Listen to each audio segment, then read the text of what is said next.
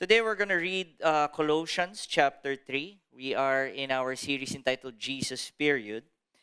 And as I read the text, I'd like you to also read it where you are today. We're going to read the ESV version. You can read it there where you're at silently. So I'm going to read it, chapter 3, verse 1. If then you have been raised with Christ, seek the things that are above, where Christ is, seated at the right hand of God. Set your minds on things that are above, not on things that are on earth. For you have died, and your life is hidden with Christ in God. When Christ is your life appears, then you also will appear with him in glory. Put to death, therefore, what is earthly in you: sexual immorality, impurity, passion, evil desire, and covetousness, which is idolatry. On the account of these, the wrath of God is coming. In these you too once walked when you were living in them. But now you must put them all away: anger, wrath, malice, slander, and obscene talk from your mouth. Do not lie to one another, seeing that you have put off the old self with the practices, and have put on the new self, which is being renewed in the knowledge after the image of its creator. Here there is not Greek and Jew, circumcised and uncircumcised, barbarian, Scythian, slave, free, but Christ is all and in all. Last verse. Put on then, as God's chosen one, holy and beloved, compassionate hearts, kindness, humility, meekness, and patience, bearing with one another. If one has a complaint on another, forgiving each other, as the Lord has forgiven you, so you also must forgive. And above all these, put on love, which binds everything together in perfect. This is the word of the Lord. Thank you, God, that as we discuss your word in this chapter of Colossians, thank you, Lord God, that you will speak to each and every one of us. Lord, let this be a day where we, after the word, will be more like Christ. Lord, transform each and every one of us inside out. Thank you, Lord, that yes, we might have concerns for the week ahead. Yes, we might be going through something. But today, Lord God, you are our breakthrough. Let this word speak life. Lord, remove any distractions that my brothers and sisters are going through. Lord, allow this time with you to be a time to be refreshed, to seek and receive life from you. This we pray in Jesus' name. Amen. You may now take your seats. Today, as we try to study this chapter, I'd like you to try to picture first what was happening in the Colossians church. As you know, we've been going through this series entitled Jesus Period. And one of the things that you have to understand, the Colossian church was a very new and young church. Ito po ang itsura ng isang young church. People now learning that there's only one true God. We've been studying that in the book of Colossians. In chapter 1, it was declared that Jesus is supreme. And so we're going to talk about that later. But you have to understand, this church was very young. They were new in the faith, and they would come together. When they would come together, they would study the word. They would, the pastor then, he would actually teach the word. But there is something different with the life that we have as believers today. How many of you appreciate that you have our Bibles? Na-appreciate niyo ba na meron tayong Word ni God readily available in our walk of faith? Dalawa ang nakaka-appreciate, no? You have to understand, the letter of Paul to this church in Colossae was written around the year 60 AD. What does that mean? After Jesus died and was resurrected, the only material that believers could study was the Old Testament. You have to understand, they didn't have yet the Gospels, the histories. They didn't have a reference to the life of Christ except the pastor teaching them, being with them, spending time with them. You also have to understand that to address church concerns, the only way to do that during those times was through letters. Kaya po tayo may mga pastoral letters that Paul would circulate in these churches. Why is this such an important context that we need to understand? Tayo nga, ngayon, nahihirapan na tayo mabuhay ng Kristiyano. Meron na tayo nito. What more? A church without any written word of God that would direct them to Christ. It was done through doing fellowship and life together. Imagine, no, the pastor would hindi ko alam kung every day or every Sunday, they would actually speak who Christ is and what He has done. And so they would try to record these things. We are such fortunate people because we have the complete Word of God. But it was a challenge for them. Ask me why? Because the life that they were living is a life that as soon as they go out their world, you have to understand, no? I'll go back to the main idea. They were a very young church. Paglabas po nila ng fellowship nila, the reminder of their old life is so visible in the world that they live in. They live with so many gods. What does that mean? Meron po silang mga outside their walls of church or their life in church, meron din mga yung statues of their gods. You have to understand, they used to worship different gods. They had a god for love, they have the god for healing, they had the god for fertility, they had the god for this, provision and that. And so every time they walk out their time of fellowship and studying the word, they will now be confronted with the idea of their old life. Paglabas po nila ng church, ang una nila makikita, yung dati nilang buhay. Paglabas nila ng church, the things that they will encounter is their old way of life. And how many of you can agree with me that the more that we see the old way of life, there is a tendency that we will eventually end up in our old way of life? The more that we experience, pagpasok nila sa mga negosyo nila, mga office nila, the way of life being a non-believer now intersects with the way of life as Christians. This is what they were going through. And that's why, as Paul now writes this chapter, in chapter 3, he now tries to remind them of why and how they continue to live their life as followers of Christ. Because the reality is, and this is also our reality today, as soon as we get out and go back to our work tomorrow, there will always be that pull to go back to the way we were before. Tama ba? Di ba meron, no? And I want to be very vulnerable sa inyo. Merong times, no, in my Christian life when I was still young, that was 20 years ago when I first got saved, Kristiyano po ako pag linggo. Alam niyo ba, yung pag Sunday, ang lahat ng lumalabas sa bibig ko, God bless. Yung kahit na may nag-cut sa'yo, God bless, it's a Sunday. Pero pag Lunes, hindi na God bless. Godless na. No, yung nag-iiba na yung language, no? And what we want is for people of God to be fully followers of Jesus every day of our lives. 24/7, hindi nag-iiba. This was something that Paul wanted to remind them. Chapter 3 now focuses on how to live a life as followers of Christ. And he starts with verse 1, if then you have been raised with Christ, he reminds them of who we are now, that not only do we, and I want you, and this is a question that I want you guys to ask. If you are a follower of Christ, how many of you say you're a follower of Christ? Raise your right hand. If you're a follower of Christ, do you believe in this statement that you have also been raised with Christ? Yes, okay. What does that mean?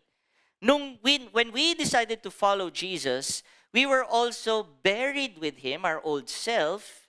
And now when He was raised from the dead, what does that mean? Now we live in the newness of God. And that's why it's important for us to know that there was once an old Francis, an old Dave, a sinful version of us, and now we are a new creation. Lahat po tayo, yan ang spiritual reality natin. And that's why we would say the old has gone, the new has come. There is that shift in our new identity. This is what he was reminding the readers. You have been raised with Christ, and therefore, this is the life now you need to have. Number one, seek the mind of Christ.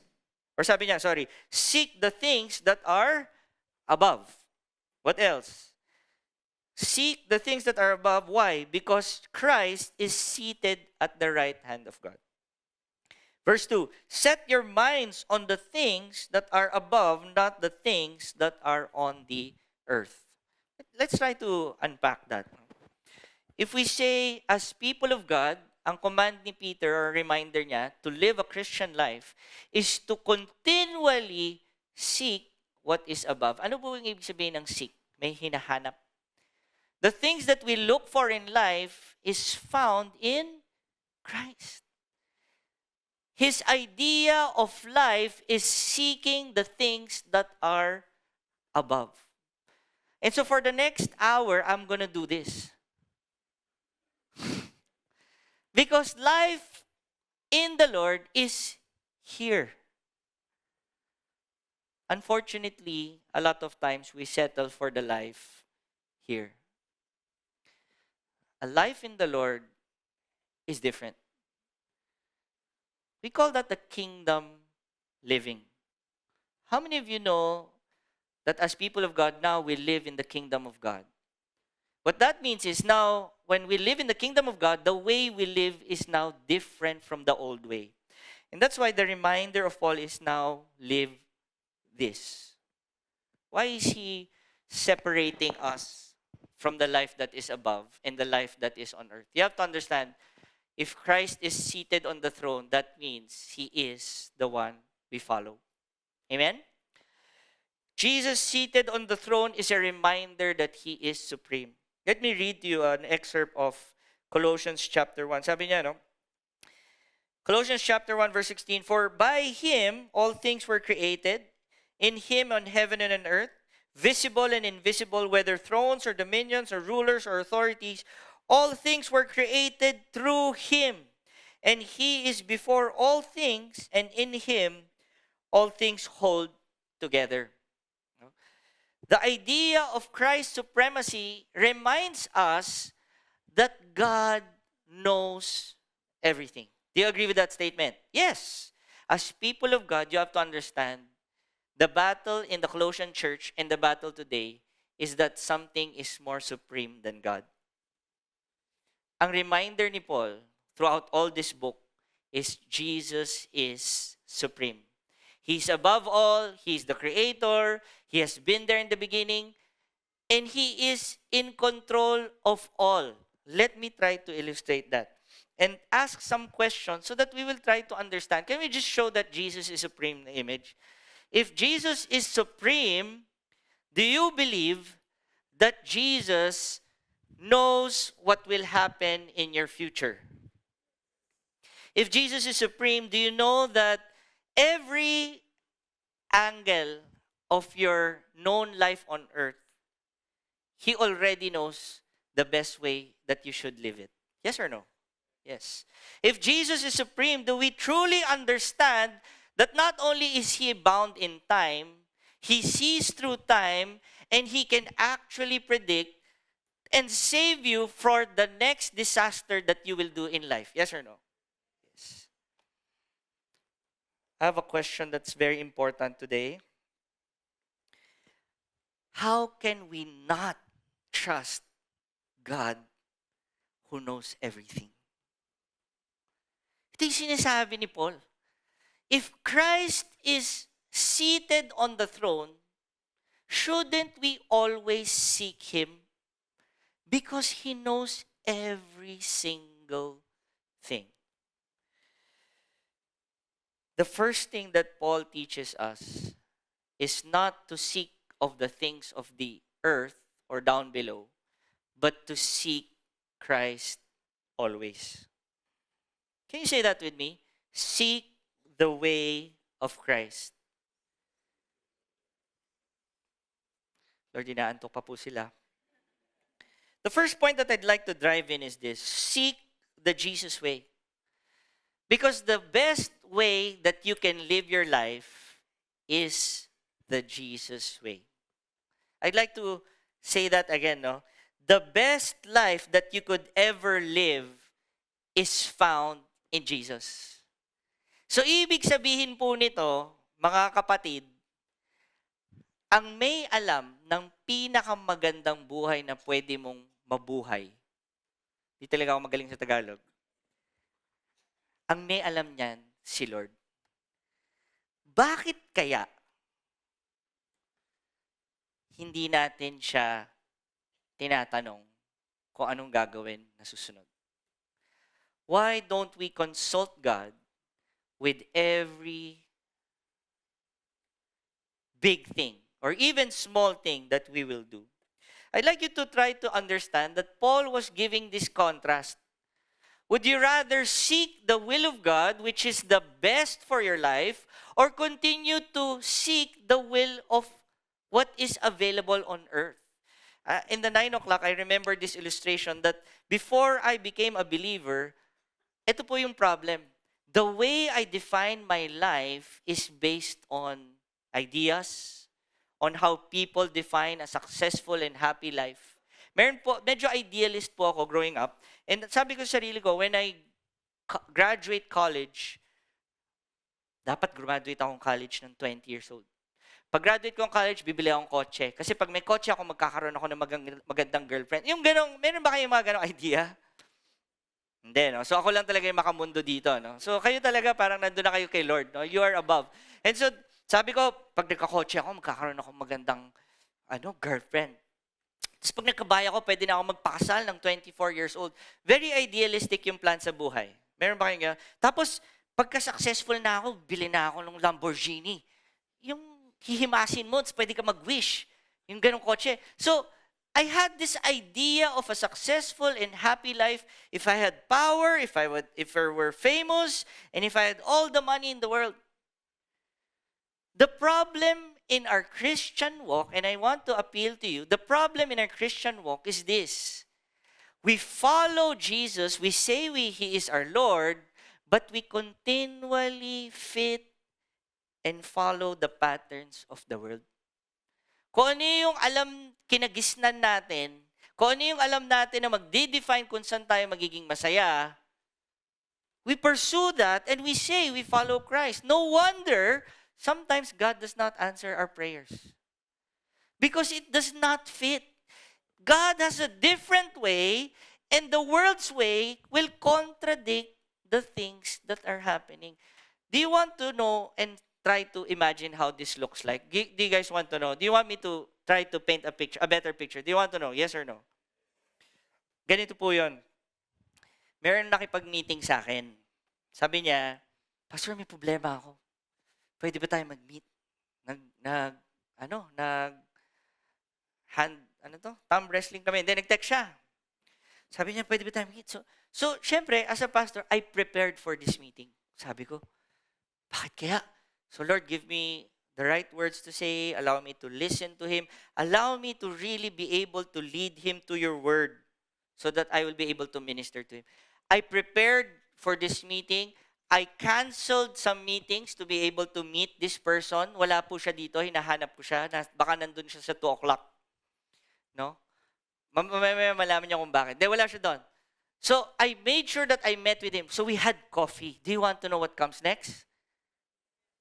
Tinitingnan ko lang kung interesado pa kayo. Kasi if not, tutuloy na lang tayo sa preaching ko. So, anyway. So, eto na. Pastor Dave, nag-coffee kami.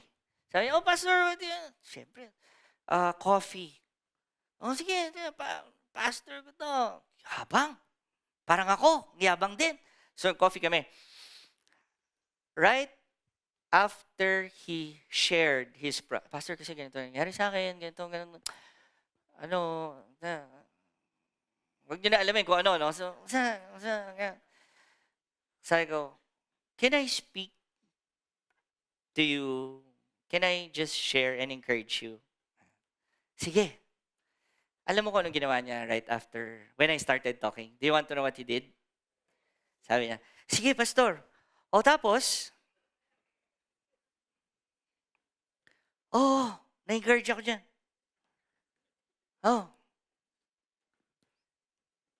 So sabi ko, nagro-rosaryo ka ba? Ano bang ginagawa mo? How many of you have experienced someone, you're talking to someone and ganon siya, yung, oh yeah, ah." Yung minsan, no, kung di lang akong pastor, Lord, sana hindi na bumalik yung daliri niya, ganon na lang, ganon. Do you feel na ma-offend kayo? Kahit konti lang, ma-offend ba kayo pag gano'n? Yung wala yung, asar, di ba? Ako, hindi lang ako na, talagang, sabi ko, alam mo, mamalasing ka. Hindi ko sinabi yun, di ba? Hindi ko sinabi yun, bro. Siyempre, I spoke life, no? Sabi ko, alam mo, pag nag-focus ka. Di ba yung gano'n? Yan, no, meron din ngayon sa likod, sabi niya, nung nakikinig siya ngayon sa preach.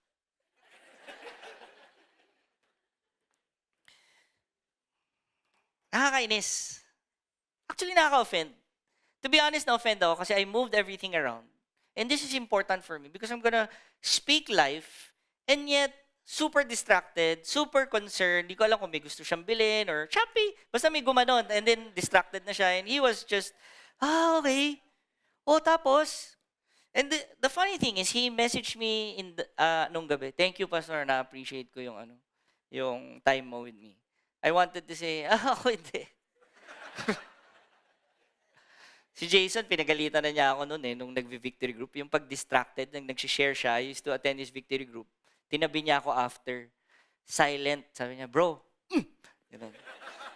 makinig ka. Kami ni Alan. Anyway, why am I sharing this story? And I'm saying this out of love. That's how we treat God. We want God to be focused on our concerns, but we're so consumed with the things of the world. Lord, gusto ko to. Ito, gusto ko eh.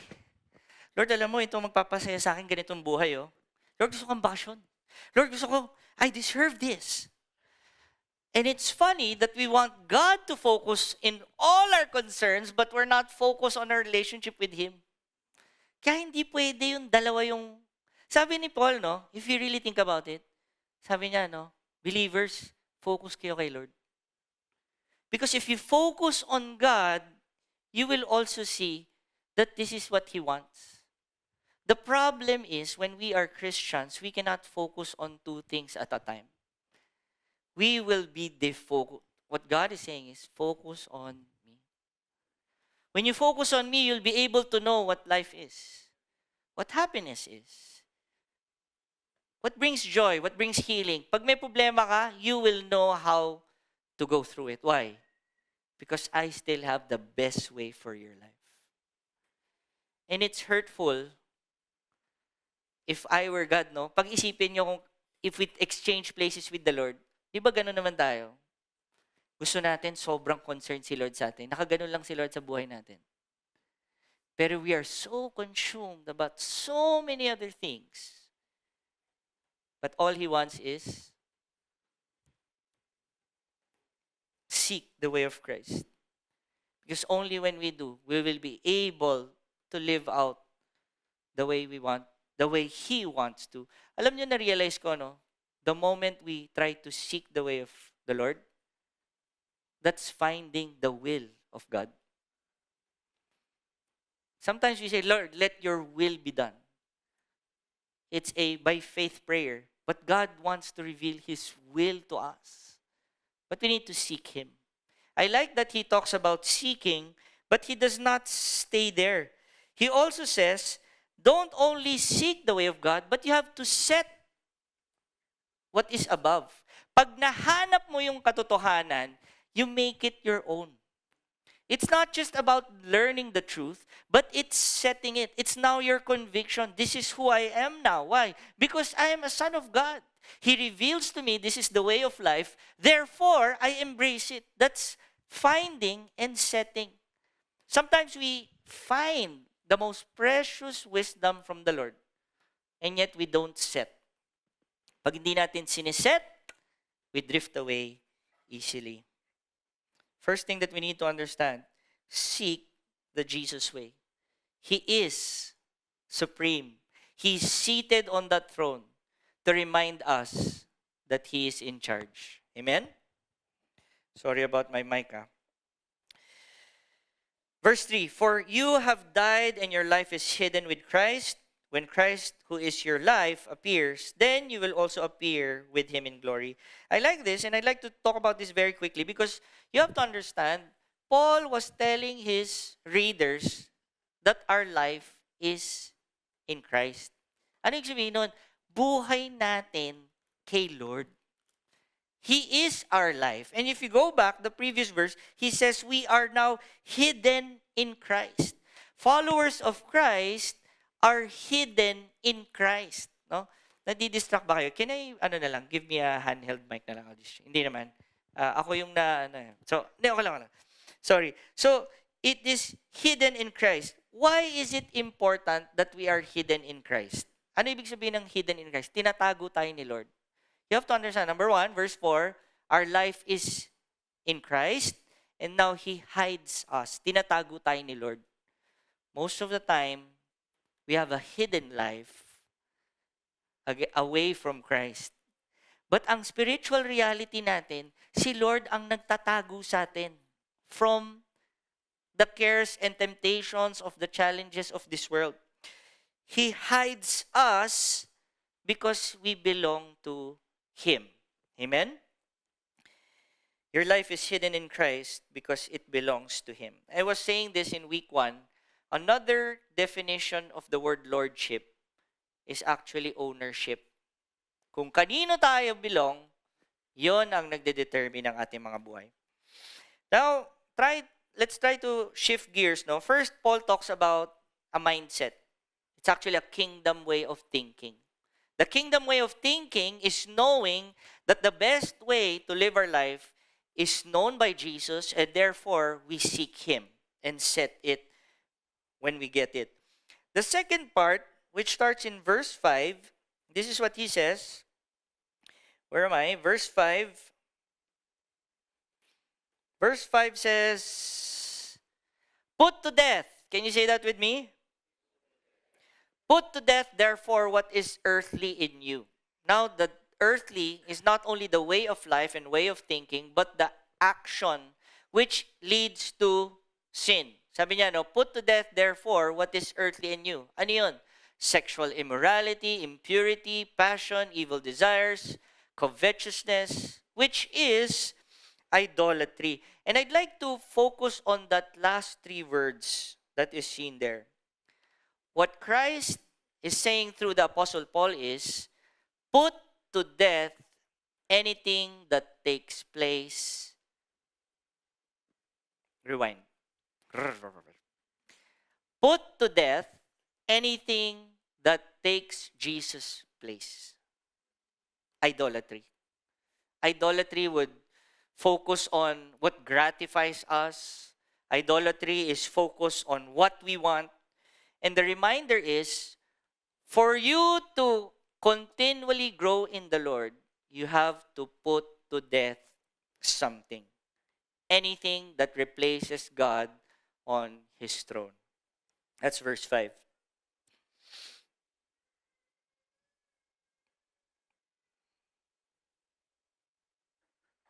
Why? Because anything that is dead has no power anymore. Okay, let's try to slow down a bit. When you received Jesus as your Lord and Savior, this is our review of salvation.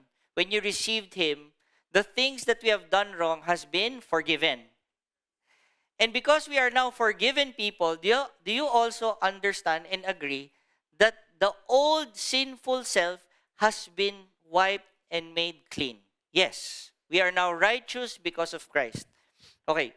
Ang ginawa po ni Paul in trying to explain these next few verses is because you are no longer the old self, sinful self. Itong sinasabi niya, huwag ka nang mabuhay like before.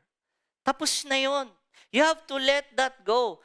And isn't it true that until today or up to today, we still see the human nature and struggles that we used to have 10 years ago? Parang bumabalik. Tama ba yun? Na-experience nyo ba yun? Parang, Lord, ba't ganun? Ang tagal na nito, ba't bumabalik? Meron bang ganun sa inyo? Tayong dalawa. There's this sin that seems to go back. And this is the reason why. Because, yes, we have been justified, but there is a portion in our faith that we are still being sanctified. Nililinis pa rin ni Lord continually. He continues to not only reveal His truth, pero meron pa rin mga tinatanggal si Lord. Kaya napapansin ko, merong mga times, once a month, may habang pa din ako. Yun talagang, yung lumalabas, no? How many of you can relate with me? Yung lumalabas yung tendencies natin when we are put in a situation we don't like. Meron ba yung, Lord, sana magtaas yung iba. Talagang, kasi sobrang perfect na nila. Di ba yung, we all have this human tendency that we still go back to the old way of life. Napapamura pa din. Meron ba kayong gano'n? Yung bigla na lang may lumalaw, huy, hindi na ako yun ah. Kasi alam ko, God bless you na lang ang sinasabi ko, di ba? Lumalabas when put in a tension. Why? Because the enemy will try to put scenarios in our life that would still bring out the old in us and remind us, tingnan mo, hindi ka na talaga nagbabago. Meron bang ganun na naka-experience nito? Meron? Yes, Lord, nag-agree na sila. Na makasalanan pa rin kaming lahat. Ito ang reality ng mga buhay natin. There are still things that will come out. And sometimes we can react as if we can actually say this, no? And I don't want you to do this anymore. Hindi na pala talaga ako kayang baguhin ni Lord. Baka I'm beyond repair. Baka hindi na talaga ako mababago. I know of one person that I did the baptism when we were in Macau, yung 10 days. He was a big guy, big man, no? Big. Ang problem, we baptized him sa bathtub. So sabi niya, Pastor, nakaangat yung tuhod ko. Hindi ako mahuhugasan. Baka may mga kasalanan pa, ilublob mo ako. Kinuha ko yung bidet. Sometimes we think that when we receive Christ, we are now fully restored to the life that is ready for heaven. And I wish that was all for us. But you have to realize that we still live in this broken world. Kaya ang faith journey is continuous. This is such a timely word for all of us, tayo, because yes, it was for a young church, but do you really think or consider us as an old church? Bata pa rin tayo. We still need the renewal of the Word of God. That's why it's important to seek the mind of God so that when we learn of God, we realize, makasalanan pa rin pala ako. We remove all that. Sabi niya, no, put to death. I like the second part. Sabi niya doon, verse 8, but now, you must put them all away. Iwan nyo na. What do we leave behind? Anger, wrath, malice, slander, obscene talk from your mouth. Why? Because we are a new creation. I'd like to give you an illustration again. Yung sabi niya doon, may sinasabi si Paul, no? You put off or put to death. Pero yung next verse niya, sabi niya, now put on. Put on what is godly. Put on love. Put on humility. There's this picture of removing something and now putting on something. Sabi nila, as new believers, we were wearing filthy clothes, maduming damit. Ang nagpadumi doon, kasalanan. Tingnan mo yung suot ng katabi mo. Madumi ba? Hindi, di ba? Kasi sinave na ni Lord yan. Malinis na yan, no? Naglaba yan. Kahit na inulit niya yung maong niya kahapon, okay lang. So, ano yan? Ano ba yung sabihin ko? Ba't ba ako? Knees and toes, head. So, we used to wear filthy clothes. But when we were made new in Christ, He clothed us with a royal cloth. A royalty. Anak na tayo ni Lord.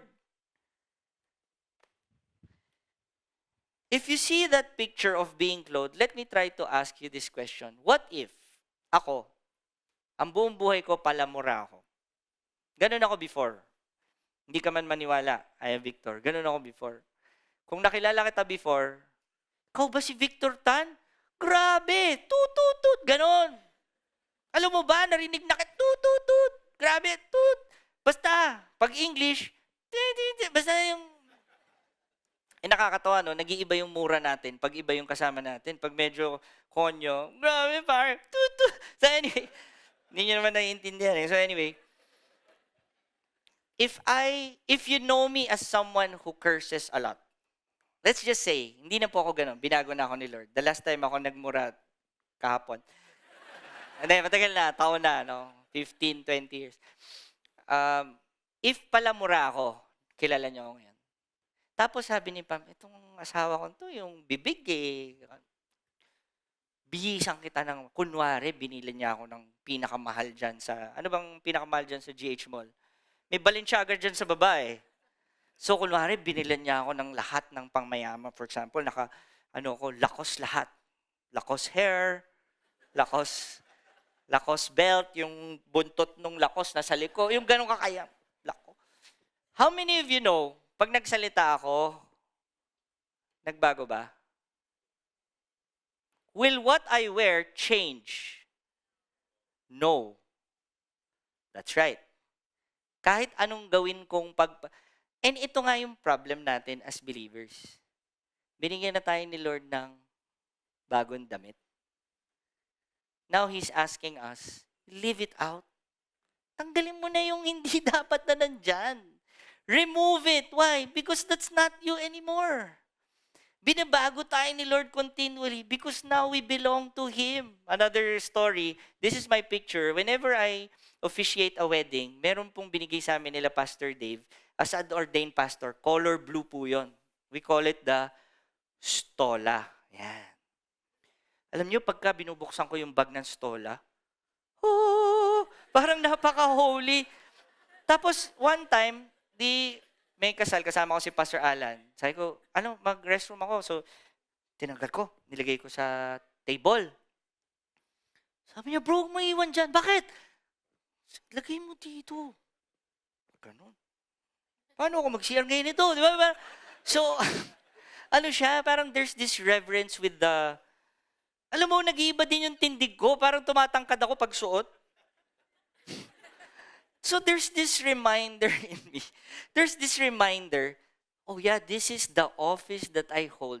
That when I officiate a wedding, this is not just a human thing, but this is a godly thing, that this is between God and this couple as we combine them into one. The stola is a reminder for me and for everyone that this wedding is not just any party. This is serious. This is something spiritual. Merong time nakalimutan ko yung stola for a child dedication. Did I share a different message? No, it's the same. Because the stola is only a reminder of who I really am already as a pastor. I'm driving this point. This is the challenge as people of God. We might not have the physical garment that the Lord gave us, but it does not remove or negate the fact that you are already wearing it. Suot nyo na. Ginawa na tayong righteous ni Lord. Ang ibig sabihin nun, we live it out. We remove all the filth, we remove off the worldly ways, and we clothe ourselves with God's kind of way. The second point I'd like to say is this. If we want to continue our faith journey as Christ being our Lord, we need to leave our old ways. First thing is seek the Jesus way. Second is leave your old ways. The more that we learn about Christ, the more that we put off, the more that we learn who Jesus is, the more that we remove what is not pleasing to Him, and of course, the more that we put on who Christ is. The more that we put on love, the more that we put on kindness. The Bible says, compassionate hearts, humility, meekness, patience. Lord, give all of us patience. Why? Because ganito ka sa amin. Kung sino tayo, ganon ang pamumuhay natin. Kung sino si Lord, rather, ganon ang way of life natin. Not only are we to live our old way, the most important is to live the Jesus way. Why? Because the Jesus way is the best way that we could ever live our lives. So we seek Him, we leave our old ways, and we live the Jesus way. Last illustration that I want to share, there's this psychology term that says enclothed cognition. Narinig mo na yun, Pastor Dave? Galing kay Pastor John to, no? Sabi niya doon, it's enclothed cognition.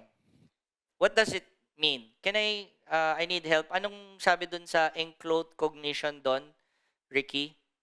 Doon sa enclosed cognition? Yan, okay.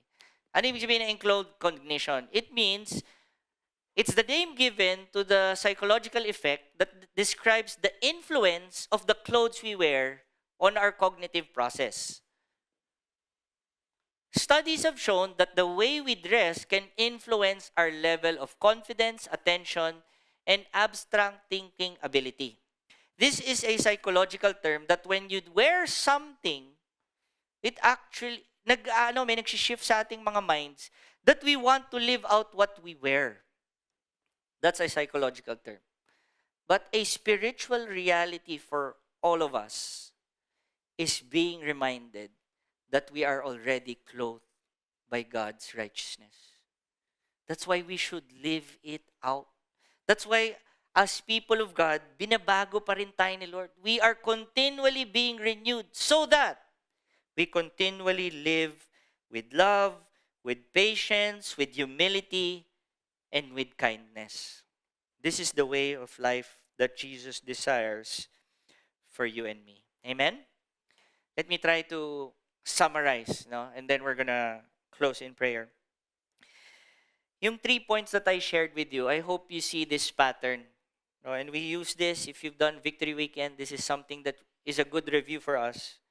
When we say we seek the Jesus way, what we're really seeking is the truth. Why? Because the truth sets us free. When we know the truth, when we realize, mali pala yung ginagawa ko, ganito pala dapat mabuhay, ganito pala dapat mapagmahal sa misis ko, ganito pala ako dapat sa kapwa ko. When we know the way of Christ, it leads us to the truth. Now, when we know the truth, what happens?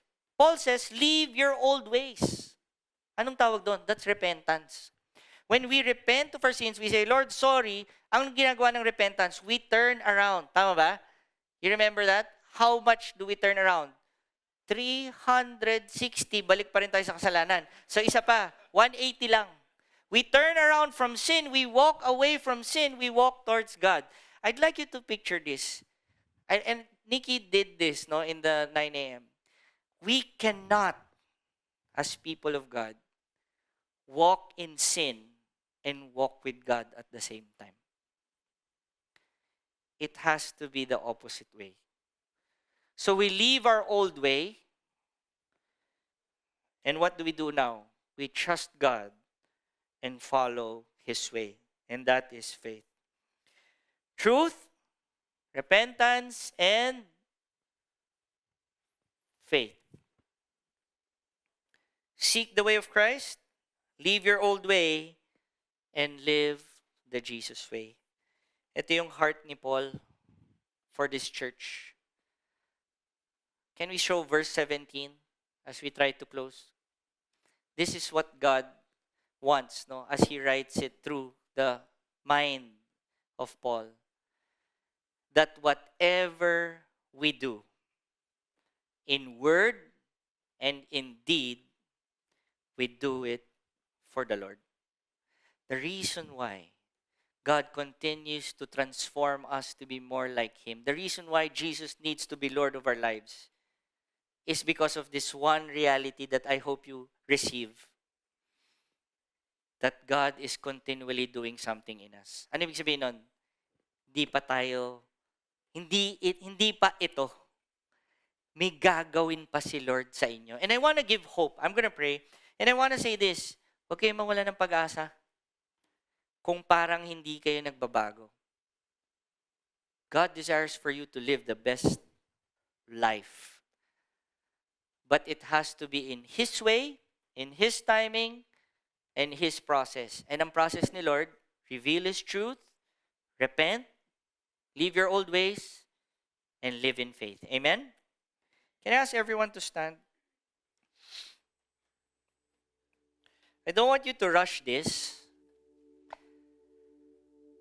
I don't want us to, and this is my prayer a while ago, no, when we started, that this is our time with the Lord. Yes, we might be ending a little bit late, maybe in the next 5 minutes, but I don't want you to rush. This is where the Holy Spirit does His work in our lives. I'd like you now, as we worship, to ask God 2 things. Lord, what are you asking me to put to death? What are you asking me to remove? What are you asking me to give up that is not pleasing to you? That's the first. And second, Lord, what's one thing that you want me to put on in this season in my life? Maybe that's more patience in your family. Maybe that's speaking life to your employees, in the house, even in with your children. Maybe medyo matalas kang magsalita. Maybe this time around, what God is telling you, put to death those words that kill. Now put to life those words that bring healing, bring life. I don't know what that is, but I believe the Holy Spirit wants to speak to you in a powerful way today. Allow Him to give you that peace that when you let go, God will be there to not only remove that struggle, remove that bondage, remove that sin, but also give you this faith that di pa tapos si Lord sa atin. Lord, baguhin mo kami in our moment with you right now. Holy Spirit, do your work right now. Free them from anything that they need to put to death. And Lord, give them strength to embrace and be more like you today. We're going to go up, but I'd like you guys, as you hear this song, speak to the Holy Spirit. And when you receive a word, keep it. Write it down. Kung ano yun. Because the Lord is about to do a great thing in your life. Amen?